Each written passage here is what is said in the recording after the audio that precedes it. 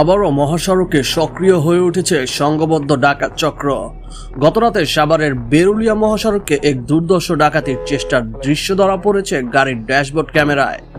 ভিডিওতে দেখা যায় গভীর রাতে নির্জন রাস্তায় গাড়ি থামিয়ে তাণ্ডব চালাচ্ছে একদল সশস্ত্র ডাকাত। ভিডিও শুরুতেই দেখা যায় ডাকাতরা রাস্তার মাঝখানে গাছ ফেলে একটি গাড়িকে থামানোর চেষ্টা করছে। গাড়িটি থামার সাথে সাথেই দেশীয় অস্ত্রশস্ত্রে সজ্জিত হয়ে ডাকাতরা চারপাশ থেকে সেটিকে ঘিরে ফেলে। তবে চালক বুদ্ধিমত্তার পরিচয় দিয়ে নিজের জীবনের ঝুঁকি নিয়েই দ্রুত গাড়িটি সরিয়ে নেয়। মহাসড়কে পর্যাপ্ত টহল, পুলিশের অভাব এবং অন্ধকারের সুযোগ নিয়ে এই দুষ্কৃতকারীরা নিয়মিত এ ধরনের অপরাধ ঘটিয়ে চলেছে বলে অভিযোগ উঠেছে। এই ঘটনার পর মহাসড়কে চলাচলকারী ট্রাক চালক ও যাত্রীদের মধ্যে চরম আতঙ্ক বিরাজ করছে।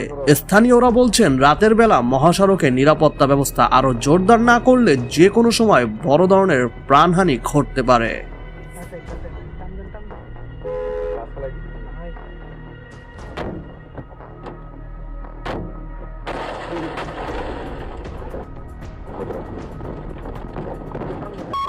衝撃録画を開始します。